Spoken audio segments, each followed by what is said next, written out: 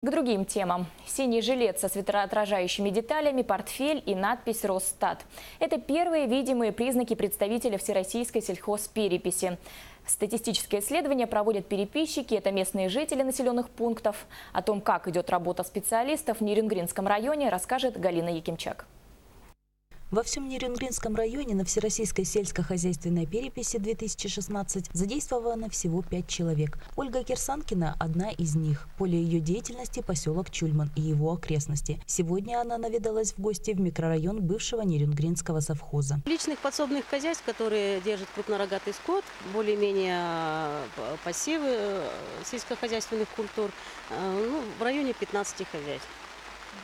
Потому что у нас зона рискованного земледелия, очень сложно и погодные условия, и кормовая база для крупного рогатого скота. Сено у нас все завозное, сенокосных угодий и пастбищ у нас здесь нет. Ведется перепись скота и овощных грядок. Указывается, что и в каком количестве выращивают садоводы и огородники. Многие личные подсобные хозяйства в поселке Чульман образовались после закрытия Нерюнгринского совхоза. Совхоз расформировали, когда совхоз Нерюнгринский.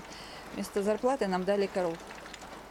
С того времени и занимаемся. С 96-го года. Всего в Чульмане личных подсобных хозяйств около 1000. И везде Ольгу Викторовну прекрасно принимают, ведь знают ее в поселке как специалиста по сельскому хозяйству Чульманской поселковой администрации. Ольга Кирсанкина уверяет, что до конца первого этапа, то есть до 15 августа 2016 года, все хозяйства в Чульмане будут ей учтены. Такие же статистические исследования ведутся и в других населенных пунктах Нерюнгринского района. Отдаленными и труднодоступными считаются только традиционные оленеводческие хозяйства ивенкийского наслега. В них переписные мероприятия пройдут с 15 сентября по 15 ноября 2016 года. Галина Якимчак, Вадим Барашков, НВК «Саха», Нерюнгрин.